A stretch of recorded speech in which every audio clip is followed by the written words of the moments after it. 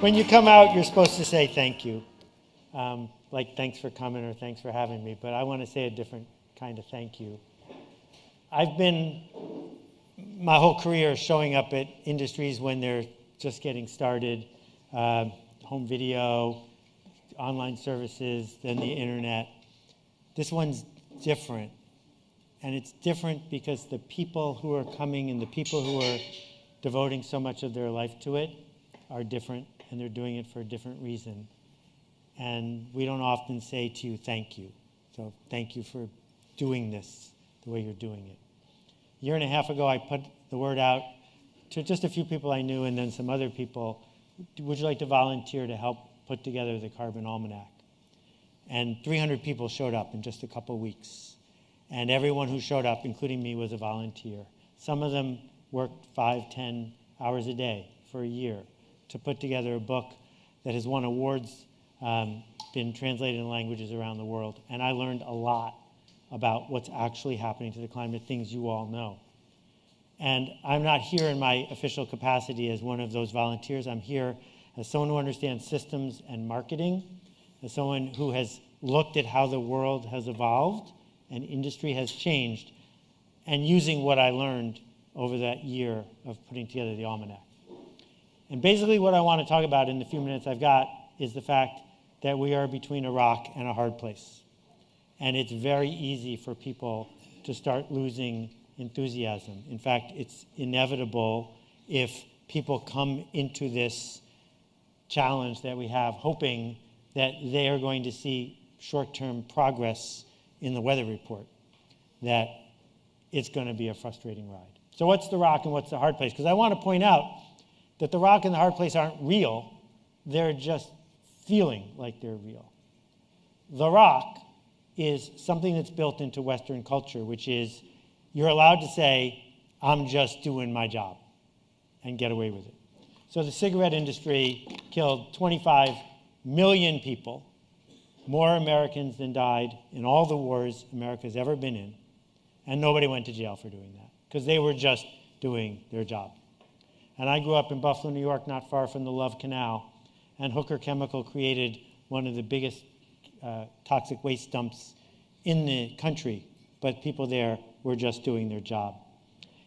An executive who's sort of well known, when he was at Pepsi, took credit for inventing the idea that you can slam a Pepsi, which is by changing the size of the top of the bottle, a teenager can drink a 16-ounce sugary beverage without stopping. And diabetes is one of the giant problems in our country. Just doing my job. And when we look at how we got into this mess, a whole bunch of the problem, all the way back to the people who hunted whales, or the people who figured out how to make leaded gas or Freon gas, same guy, or the people who worked on Spindletop and helped invent the oil business as we know it, they were all just doing their job. But the other thing, the hard place, not the rock, is we have been told and believe that this is an issue of personal responsibility. We caused the problem. It's up to each of us to compost, to recycle, to degrowth, to do things individually to solve this problem. And it's burning people out. Because what happens is they give up one thing and everything doesn't get better, things get worse. And they're like, well, why did I stop eating that or stop doing that? And if we accept either of those two things as the solution, we're just going to burn out.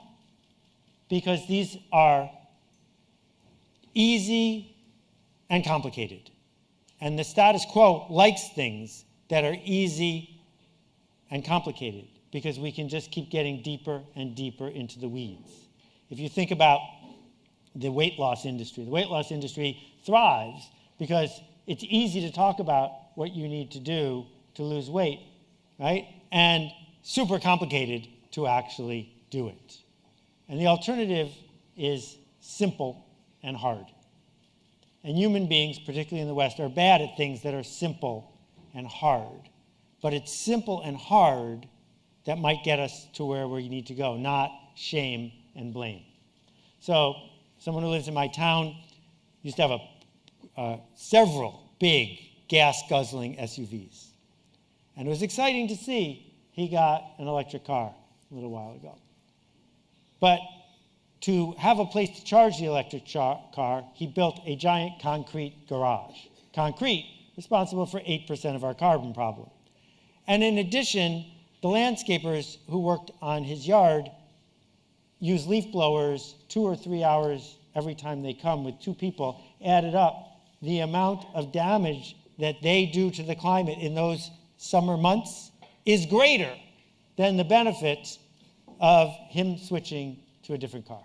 So should we shame him? Should we blame him? Should we blame each one of us for living the life we live? Because if we lived like people in most of the world, a whole bunch of our carbon problem would be gone. So let's think about food. The Netherlands, I was stunned to discover, is the second largest exporter of agricultural items in the world. There are more chickens, cows, and pigs in the Netherlands than people by a factor of 20. How did the Netherlands pull this off? Well, the farmers there, when Europe started to thrive in the 40s, just doing their job, discovered that because the Netherlands is a port, there was a whole bunch of fish byproduct that they could get super cheap. And if you feed fish byproduct to pigs, they grow faster and cheaper. And this built a whole industry for people to do their job. But then they ran out of fish bits in the Netherlands. So now, for a while, they got the fish bits from Peru. So Peruvian fish bits would come all the way to the Netherlands, be fed to pigs, then the pigs would be slaughtered and the food would go all the way back to another country. And then they ran out of fish in Peru, and now it's another part of the world and another part of the world. So what's the answer? Should everyone just stop eating pigs or cows? Cows are the worst ones. Well, that's not getting us where we need to go fast enough. So what is the simple and hard solution? Because we need one. Because the complex and easy ones aren't going to get us where we need to go. We needed to do the work you are all doing. We needed to start turning the cycle of all of the extraordinary regenerative stuff that the people who are approaching this from a tech point of view are doing. It was essential so that we could focus on the thing we need, which isn't a protest, it's a project. And the difference between a protest and a project is this. A protest solves our short-term need to feel like we are doing something. But as soon as we have a protest, the need is depleted. We did the protest, I did my part. A project begins with a protest that ends with, we'll be back tomorrow and we're going to bring our friends. And when we do that over and over and over again, it becomes a project. And it's projects that change things. So, if we've got the rock and the hard place, what's the punchline? The punchline is simple. We have to let the market solve the problem that it caused. And the market is going to solve this problem when we price carbon fairly. The IMF says last year we subsidized the oil and gas industry $7 trillion worth. In the US alone, in the last 25 years, tax dollars, $50 billion just to support the price of beef. So the first step, the project, is simple. Keep doing everything we're doing, but what do we need masses of people to do? Not for a day or a week or a month, but the project is simple. We need to stop subsidizing the price of carbon, and then the step after that, thank you, I agree. And then the step after that is we need to charge an appropriate price for carbon, because as soon as we do that, all of the projects you are working on and all the projects you've been hearing about, suddenly they start to work. If there isn't an appropriate price for carbon, all of these things don't work unless they magically become more convenient and cheaper than the thing they're replacing. So solar is a home run, because people who don't care about anything but tomorrow are busy switching to solar because it's cheaper and more convenient. But we need to do that in 100 different places. And we're not going to do it if somebody says, oh yeah, but it's so much easier to just put everything in a plastic bottle and serve the water that way. Well, yeah, except when the plastic bottle is priced fairly, you're not going to make that decision. You're not going to make that decision because people want to make a choice. And they want to make choices. They want the freedom to make choices. They don't want to be told what to do. And they will make better choices when we accurately reflect the price, the cost of what we're using and what we're doing. So this is super simple, and the right question to ask is, yeah, well, so what do we do? How do we do it? Well, 100 years ago, if I was standing here saying the purpose of business is to make a profit, and you said, okay, what do we do? How do we make a profit? I would say, we'll figure it out, because the market's good at turning a ratchet in that direction. And the profit that companies make today is huge compared to what they made 100 years ago. We figured out 1 million different ways to make a profit. Well, the same thing is true here. That when you build a movement like the NRA did, with only 5 million people in this country, changed, without a vote, the Constitution of the United States when it came to an issue. They didn't do that in a day or a week or a month. They did it by persistently and consistently organizing a project. So yes, we need each of you to do what you're doing, and the people who I've been listening to today on the stage doing what they're doing. But when someone says, what can I do?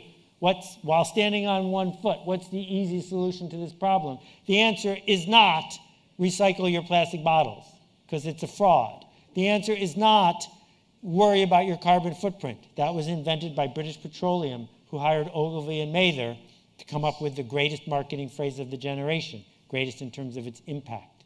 That's not the answer. The answer is simple. We need to persistently and consistently organize to price carbon fairly. Thank you for spending the day here. Thank you for making a difference.